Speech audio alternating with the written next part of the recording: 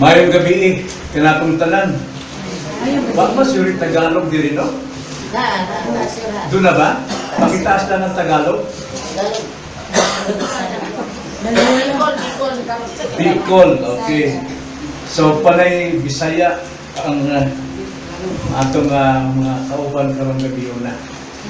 Tingali ka tingala mo ba sa kung karon pa mo makapaminaw o makadalo ni ining buluhan to, dalig na natingala mo nga magtapos man tag amen sa atong pag-awit o kalawiton. Kining amen, kung doon ay kontrata, bitaw sama sa kontrata, sinan permahan sa kada partido, no? But pasabot na nga kining kontrata tinuod ni o dili gyud bakak kasaligan gyud. Busa ang atong pag-awit sa Ginoo kasaligan o dili bakak kay tungod iya sa Ginoo nang amen. Siguro nung Tagalogin ko na, no? Sino po sa inyo rito yung first time lang na dumalaw ng ganito? First time? First time, okay. Atin ito, amigo dito. Okay, salamat sa Ginoo. Maraming salamat sa Panginoon. Alam nyo, pinaka-the best sa buhay ng tao ay ang makapakinig ng salita ng Diyos. Dahil ang salita ng Diyos, ito yung nagbabago ng ating buhay. At hindi lang nagbabago ng ating buhay, kundi nagliligtas ng ating kaluluwa. Sabi nga sa Matthew chapter 4, verse 4, man does not live by bread alone, but by every word that proceeds from the mouth of God. Napakaganda po na ating ginagawa ngayon. So ngayong gabi, ating buksan, kung mayroon tayong Biblia, buksan natin ang aklat ng John, chapter 1. At babasahin natin ang John chapter 1, verse 1 hanggang 5.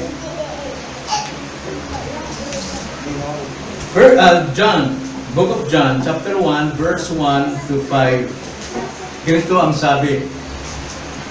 Sa simula ay ang salita, at ang salita ay kasama ng Diyos, at ang salita ay Diyos. Sa simula ay kasama na siya ng Diyos. Lahat ng mga bagay ay ginawa sa pamamagitan niya, at kung wala siya ay hindi nagawa ang anumang bagay na ginawa. Nasa Kanya ang buhay, at ang buhay ay siyang ilaw ng mga tao. Ang ilaw ay lumiliwanag sa kadiliman, at ito'y hindi nagapi ng kadiliman. Ito ang salita ng Diyos, tayo'y manalangin. Panginoon, nagpapasalamat kami sapagkat Ikaw ang siyang kumilos sa buhay po ng mga kaibigan, bisita namin at mga kapatid na narito. Bagamat kami po ay narito dahil po sa aming sariling lakas, marahil na imbitahan, na anyayahan. Ngunit sa kabila ng lahat ng ito, hindi namin nalalaman na kalooban po ninyo na kami po'y magtipon upang kayo'y katagpuin sa pamamagitan ng pag-aaral ng inyong salita. Salamat po, Ama, na ito'y niloob ninyo nang bawat isa rito ay muling makapakinig ng inyong salita. Ang salita ninyo'y buhay at ang salita ninyo'y may buhay at ito'y nagbibigay ng buhay. Kaya Lord, aming dalangin, ang inyong banal na Espiritu na siyang magbigay sa amin ng liwanag ng kaunawaan upang maunawaan namin ang inyong banal na salita na ito'y magbigay ng bagong buhay sa bawat isa. Ito ang aming dalangin sa pangalan ng Panginoon Jesus. Amen. Kung ating pong naalala nakaraan, sinimulan natin ang pag-aaral ng John chapter 1, verse 1. Binasa natin ang the whole verses 1 to 5, pero verse 1 lang tinalakay natin. At natandaan niyo ba yun? Ang ating pag-aaral ay yung kaugnayan ni Kristo sa Diyos. Diba last time? Pagkatapos na ating itatalakayan ang kaugnayan ni Kristo sa kalawakan o sa universe. At ikatlo, ating pag-aaralan din ang kaugnayan ni Kristo sa Ebanghelyo. Naalala natin nakaraan kung ano ang kaugnayan ni Kristo sa Diyos. Si Kristo noon, ang sabi sa ating talata, sa simula ay ang salita. At ang salita ay kasama ng Diyos at ang salita ay Diyos. Yung salitang ito, ipinaliwanag sa atin sa verse 14, ganito ang sabi. At naging tao ang salita at tumahang kasama namin at nakita namin ang kanyang kaluwalhatian. Kaluwalhatian gaya ng sa tanging anak ng Ama, puspos ng biyaya at katotohanan. Sino yung salita dito? Nagtanging anak ng Ama? Sino yon? Yung tanging anak ng Diyos. Si Jesus. Sa una, nakita natin ang kaugnayan na ni Kristo sa Diyos, siya ay salita. Siya salita noon. Wala pa yung nilikha, wala pang sanlibutan, wala pang daigdig. Eternidad pa lamang doon. Si Jesus ay salita na. At kasama na siya ng Diyos. At ang salita ay Diyos. Si Jesus ay Diyos. Alam niyo ba ibig sabihin ng salita? Bakit napakalaga ang salita? Kung lahat ng tao ay pipi, siguro makakaintindihan sa mga sign language na. Pero, paano kung halimbawa may sumisigaw sa likod?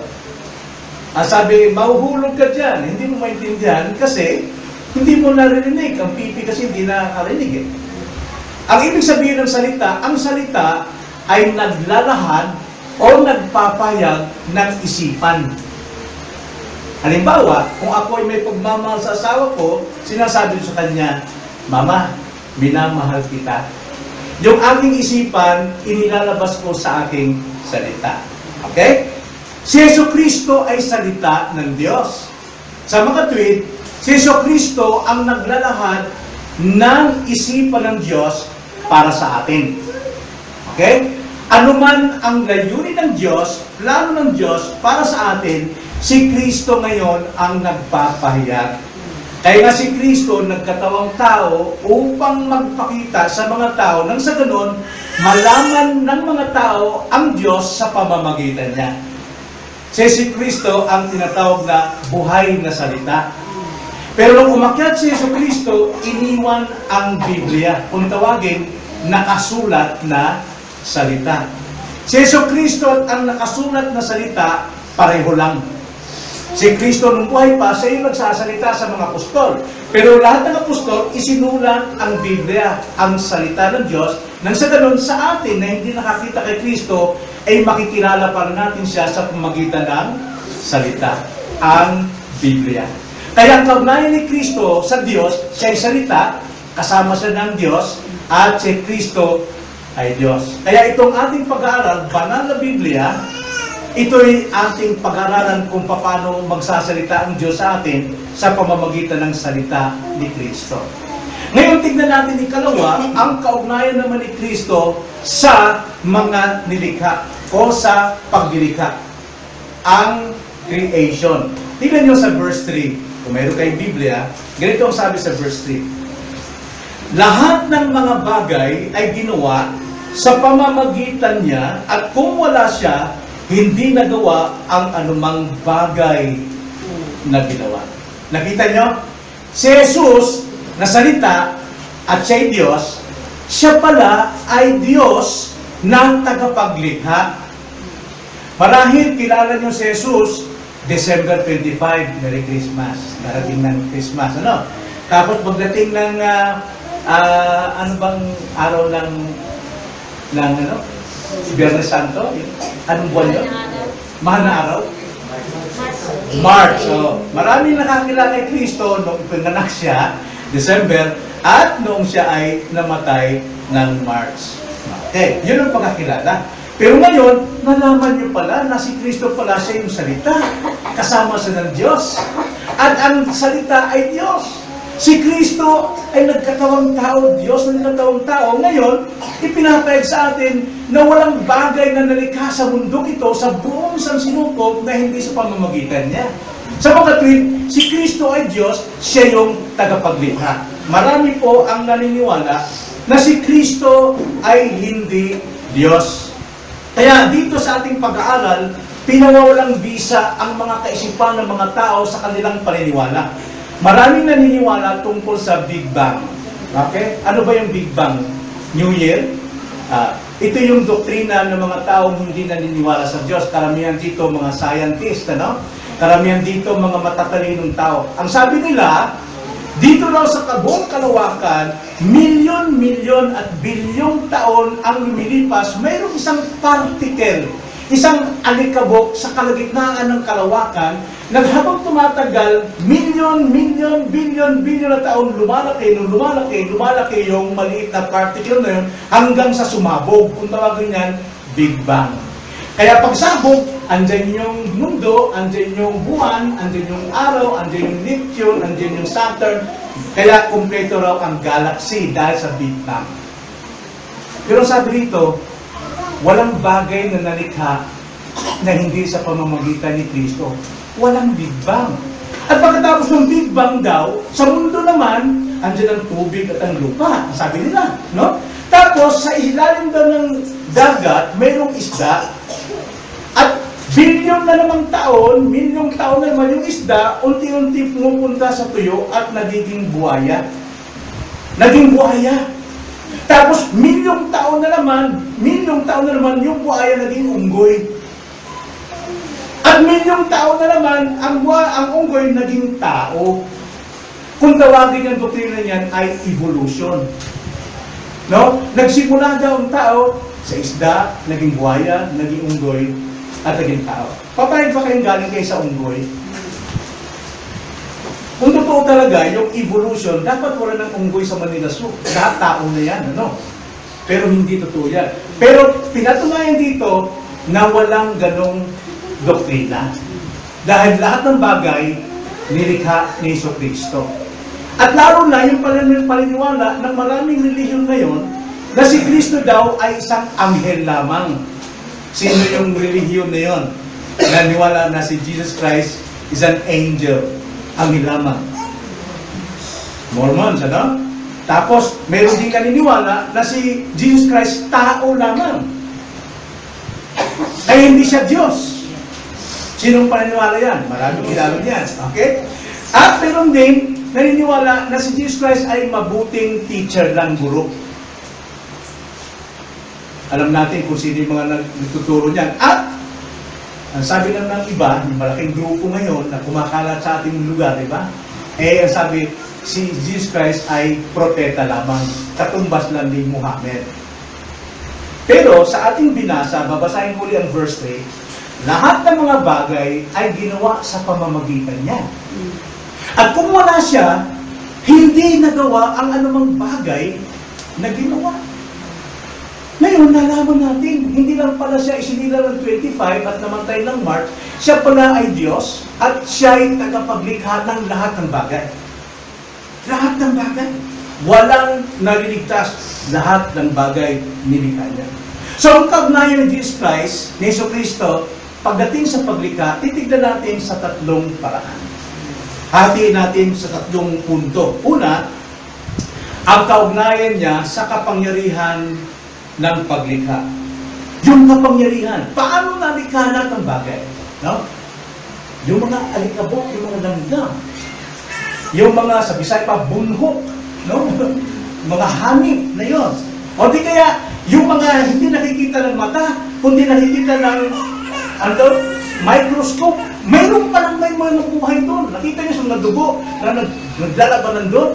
Yang sabi dyan, walang bagay na nalikha na hindi sa pamamagitan niya. Lahat ay nalikha niya.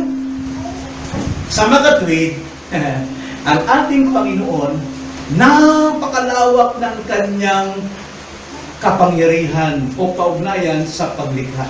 Lahat ng bagay ginawa ni Kristo. Akala natin si Kristo namatay lang sa krus, ano?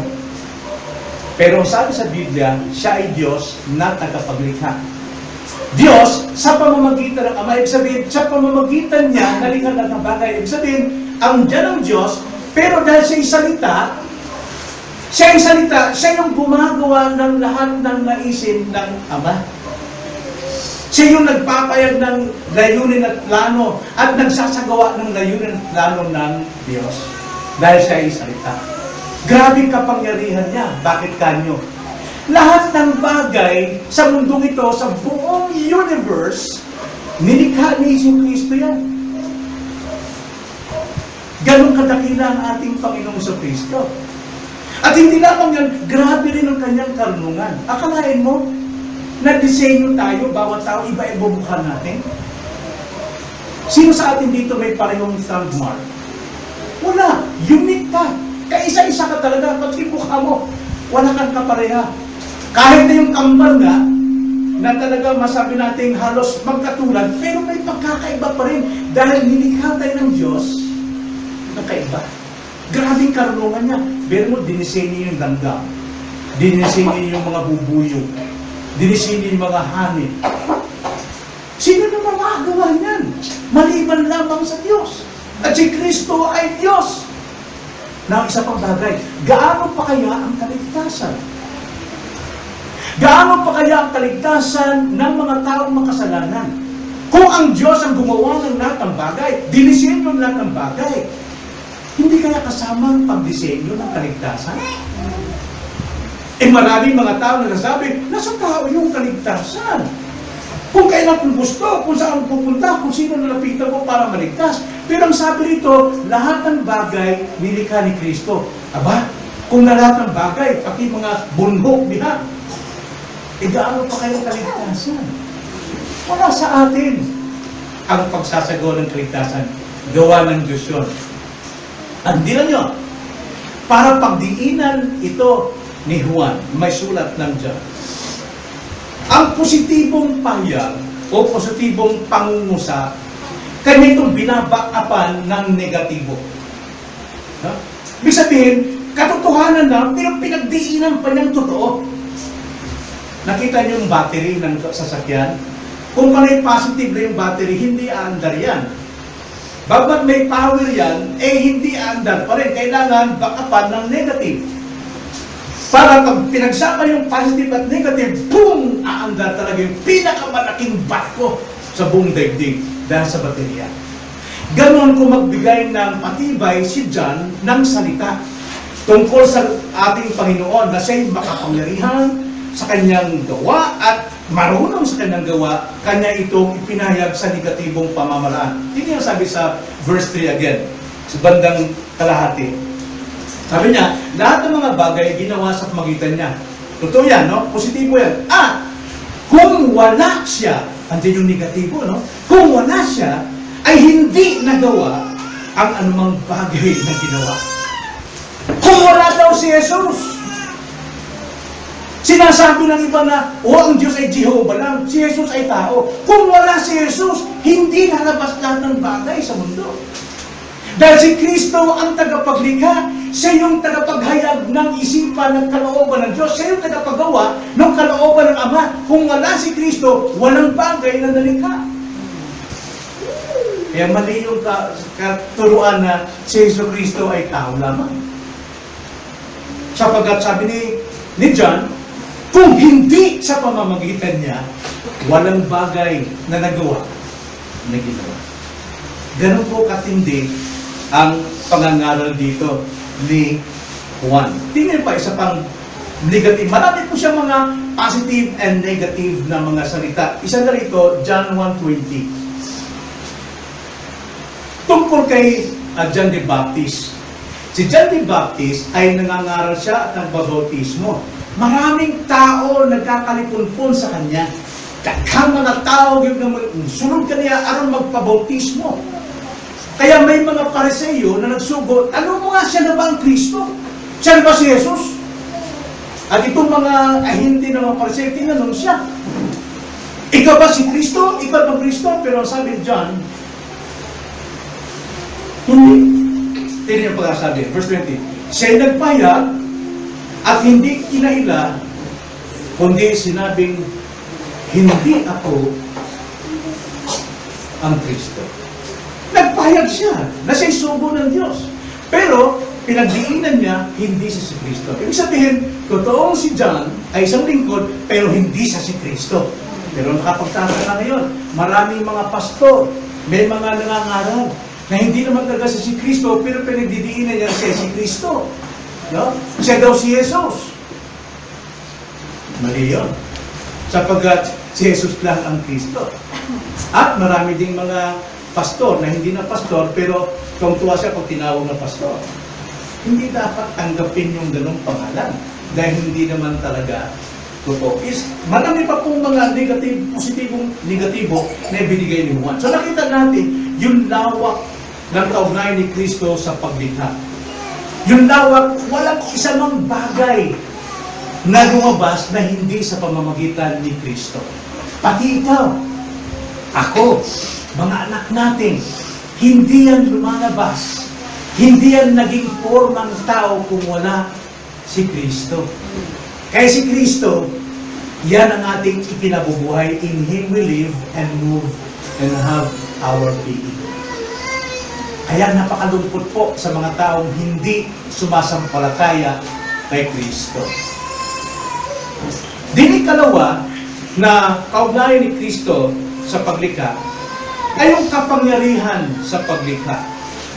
Bagamat nasabi na natin na kapangyarihan. Pero tingnan natin ang sinabi sa verse 3. Tingnan yung sabi. Lahat ng mga bagay ay ginawa. Una, isa. Sa pamamagitan niya kung wala siya hindi nagawa.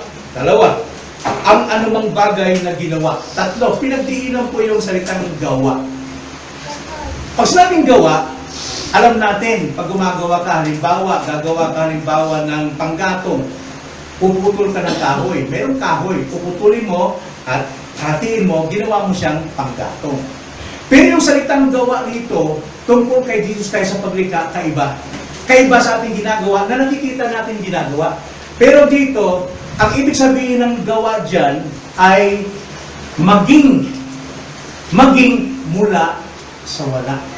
Kumbaga sa Latin ay ex nihilo.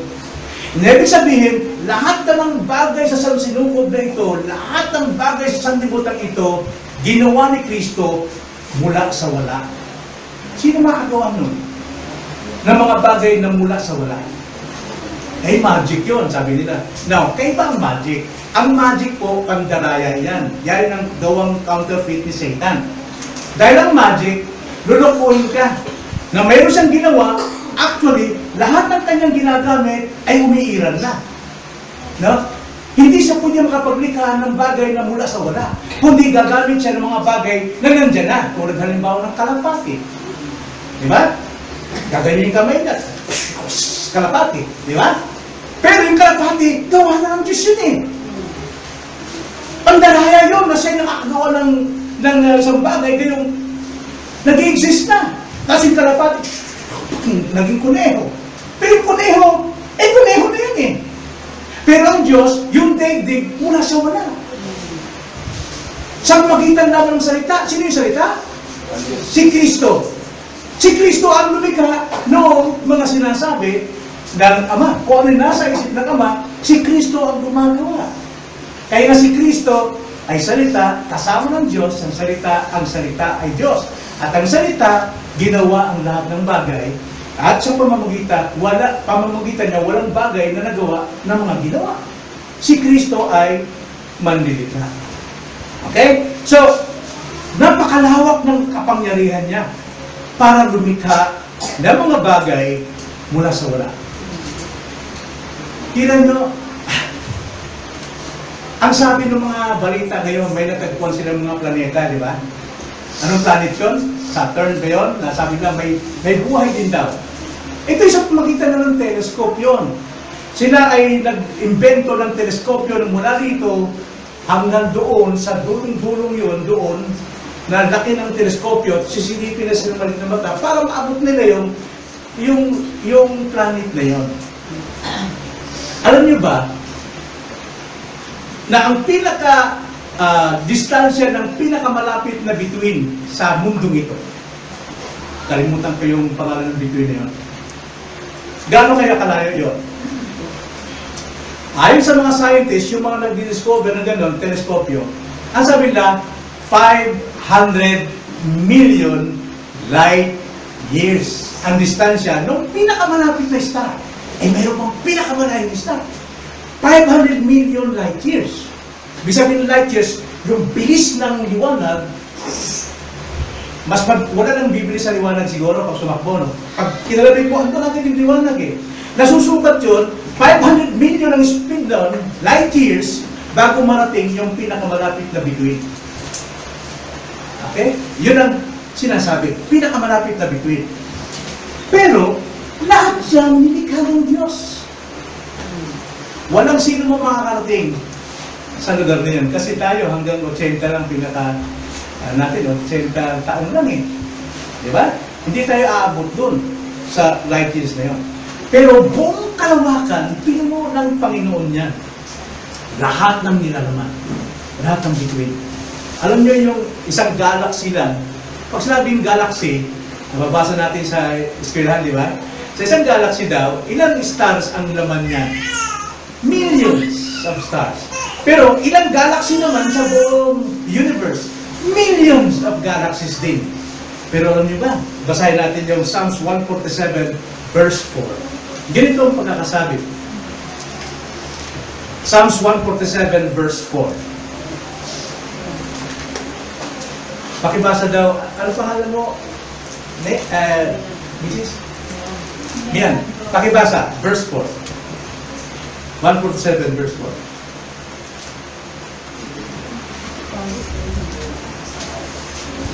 Sige, kaya hindi na tumayo.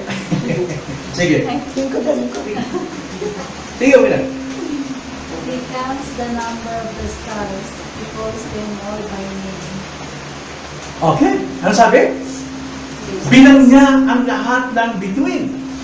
Bilang niya. At hindi lang niya bilang. Binibigyan pa niya ng pangalan. Kaya kung mayroon tayong anak 10, sino may anak ito 10? Para ito, hirap nyo nang tawagin yung bunso ninyo eh. Kasi bago nyo makarating yung tawagin yung bunso nyo, simula mo sa panganay. Melvin, Corina, ay, Tote, ikaw pala yun, halika. Eh, gaano pa kaya yung lahat ng bituin sa buong sinuko nabibilang ng ating Diyos, nabibilang ni Kristo. Yan ay gawang lahat ni Kristo. Kaya ang inyong paniniwala kay Kristo ngayon, medyo palawakin ninyo. Hindi lamang siya nabuhay o pinanganak ng December at hindi rin siya namatay ng Kwaresma. Dapat yung malaman na si Jesus ay salita at siya kasama ng Diyos at siya ay Diyos at ang kaisipan ng Diyos, kanya itong ipinapakita, kanya itong ginagawa. At si Kristo ay Diyos na tagapaglikha. Ganyan ang kapangyarihan ng ating Panginoon. So nakita nyo, una, nakita natin kaugnayan niya sa lawak ng kanyang paglikha. Ikalawa, sa kapangyarihan ng kanyang paglikha. Grabe siya, di ba? Kayo na maniniwala kay Kristo ngayon, kung halimbawa makita niyo siya. Maniniwala ba kayo na siya makapangyarihan? Pero ngayon narinig niyo sa kanyang salita, naniniwala ba kayo?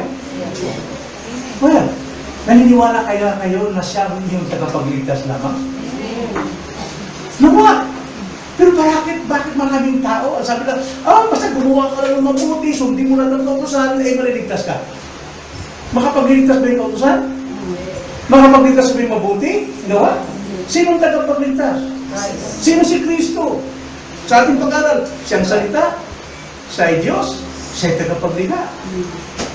Kaya kung siya tagapaglikha ng lahat ng bagay, maging sa kaligtasan natin, siya rin ang lumilikha. Then ikatlo, ang kaugnayan, niya bilang eksklusibo sa paglikha.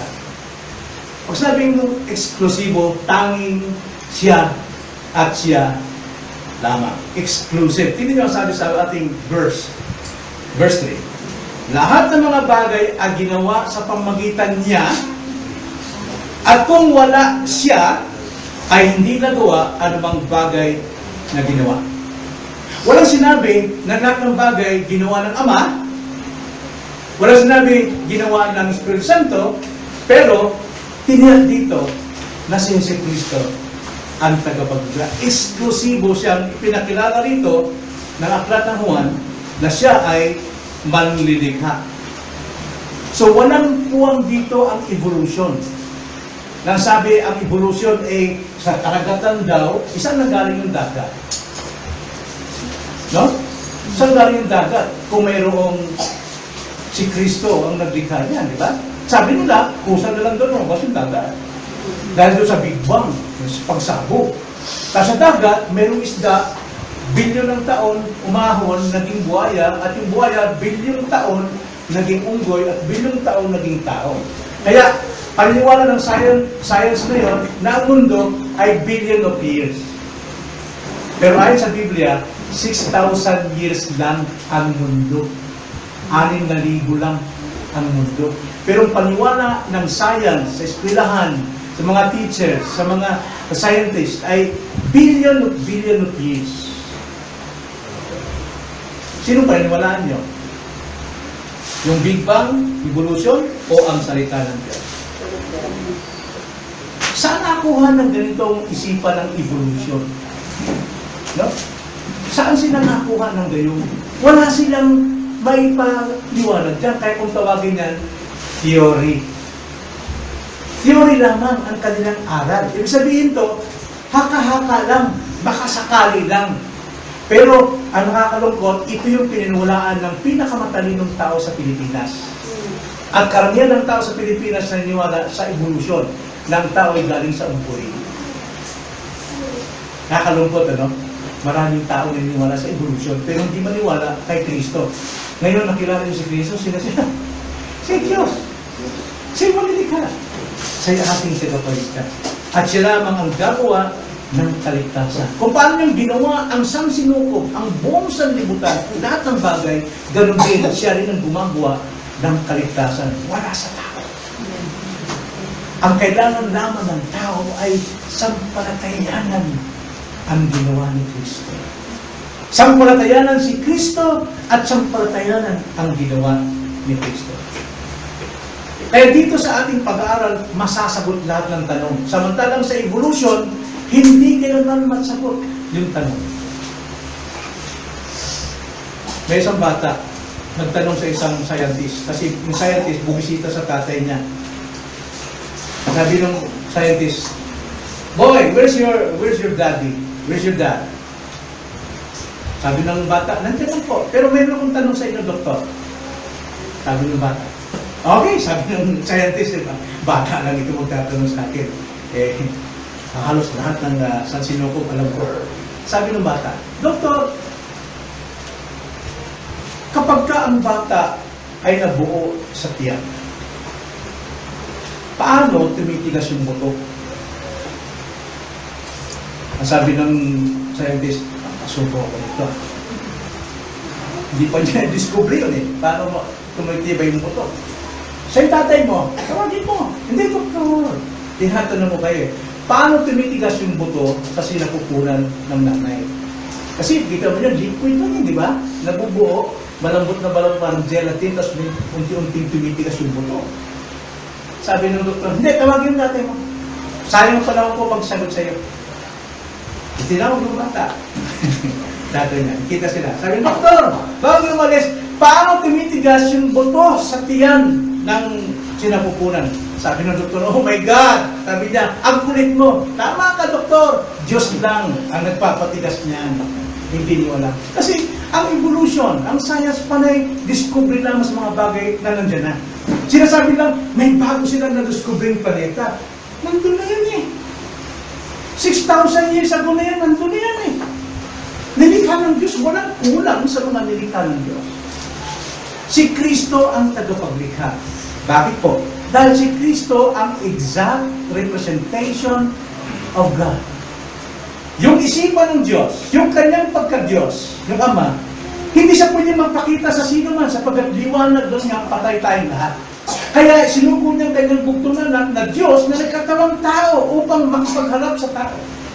Pero nasa kanya lahat ng karunungan, lahat ng gawa na maaaring gawin ng Ama. Kaya siya ang gumagawa. Ano bang ginagawa ni Kristo, ginagawa lamang niya kung ano nasa isipan ng Diyos. Tingnan ang sabi sa Hebrews 1:3. Hebrews 1:3. Hebreo 1:3. Ganito ang sabi, "Siya ang kaniningan ng kaluwalhatian ng Diyos." So, siya ang kaniningan ng kaluwalhatian ng Diyos at tunay na larawan ng kanyang likas. At kanyang inaalalayan ng lahat ng bagay sa pamagitan ng kapangyarihan ng kanyang salita. Nang magawa na niya ang paglilinis ng mga kasalanan, siya ay umupo sa kanan ng kamahalan sa kaitaasan.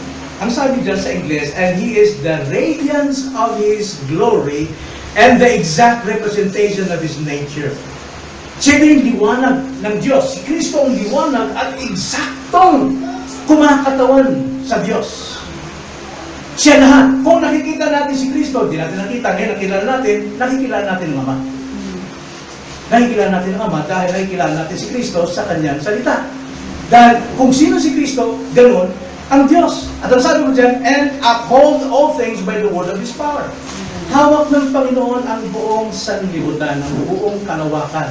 Kung wala sa kamay ng Diyos, yung buong kalawakan, alam nyo, para tayong mga sasakyan na unti-unting tumatalsik yung tornilyo hanggang sa mawasak tayo. Dahil, kaya tayo nakakatayo, kaya tayo nakakalakad, dahil ang Diyos ang may hawak sa atin. Sinong Diyos? Si Kristo. Pinakilala sa atin. Tapos sasabihin ng mga tao, pwede na ako maligtas ibang paraan, hindi kay Kristo. Napaka-babaw nun. Bakit? Hindi nila kilala kung sino si Jesus. Tingnan niyo ang sabi ko, Colossians 1:15. 1:15-16. Ganito ang sabi. Colossians 1:15-16. Ang sabi rin, siya ang larawan ng Diyos na hindi nakikita.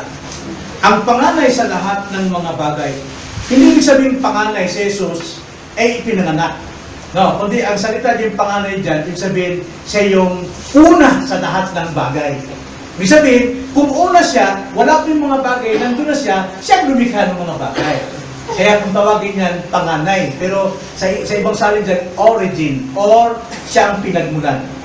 Sapagkat sa pamamagitan niya, nilalang ang lahat ng mga bagay sa langit at sa lupa, ang mga bagay na nakikita at ang mga bagay na hindi nakikita, maging mga trono o mga pagkakapanginoon, maging mga pinuno o mga may kapangyarihan. Lahat ng mga bagay ay nilalang sa pamamagitan niya at para sa Kanya.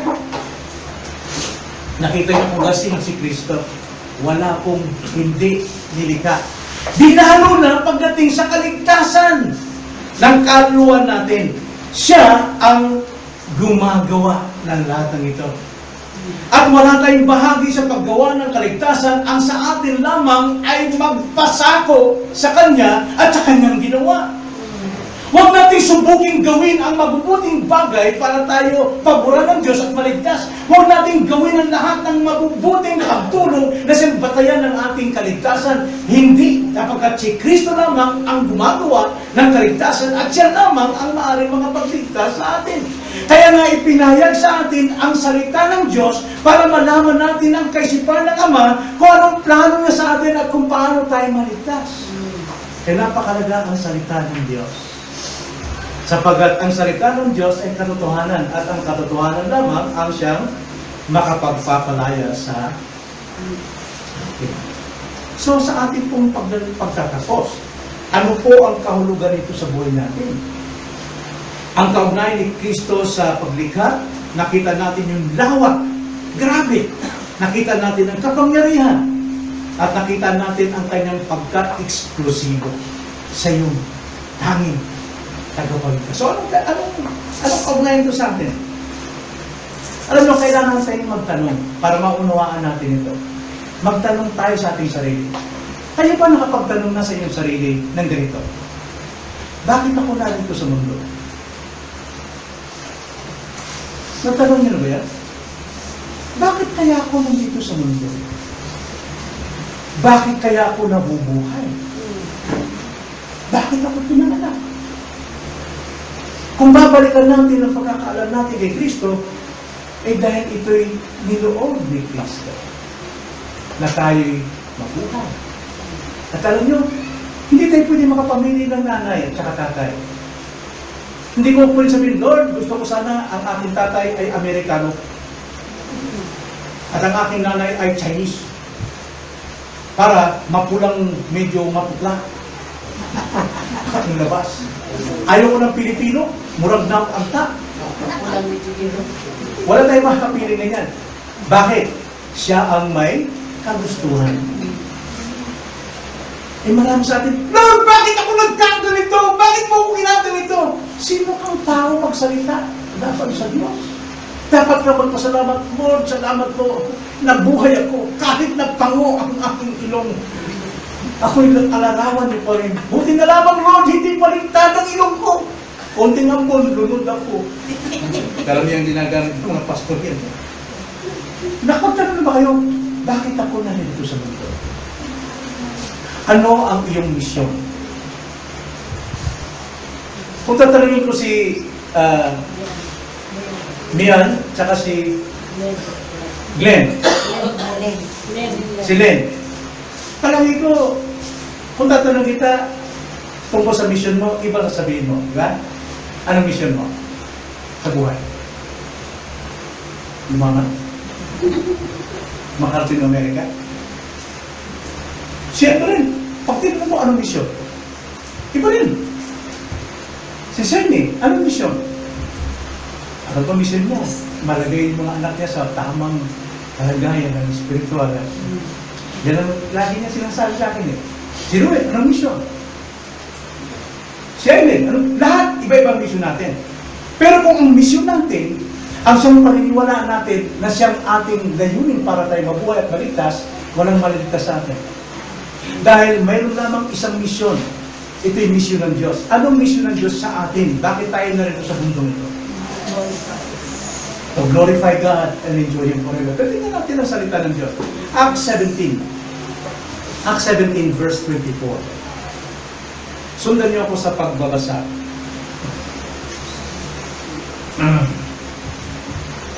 Nasabi sa 24. Nandiyan na kayo?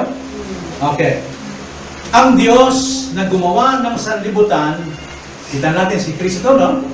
Ang Diyos na gumawa ng sanlibutan at ng lahat ng mga bagay na narito, Siya na Panginoon ng langit at ng lupa, ay hindi tumitira sa mga templong ginagawa ng tao.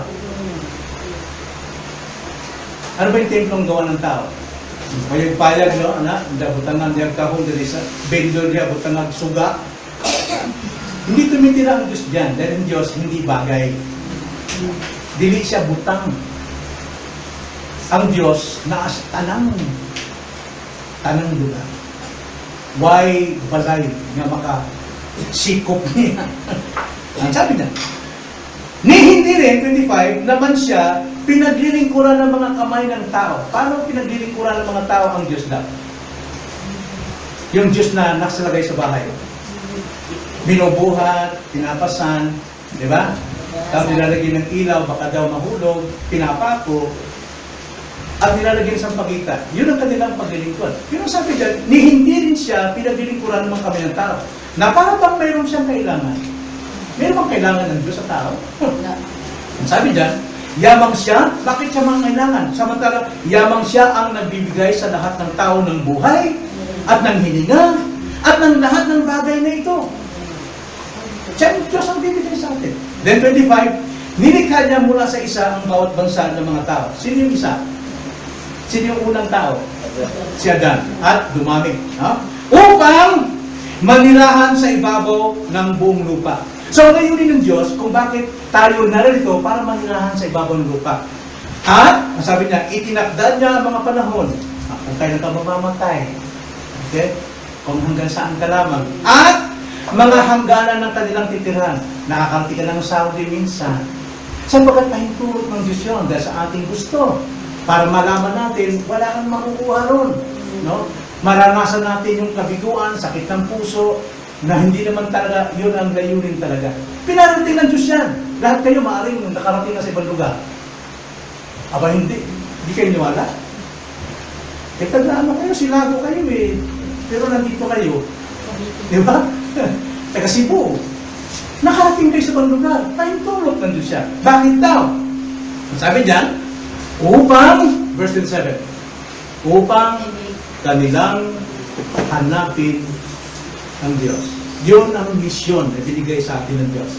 Bawat isa sa atin, pinapahintulutan tayong makarating kung saan-saan, pinapahintulutan tayong makaranas ng yaman, biglang bagsak, paghihirap, gumagapang, para hanapin ang Diyos.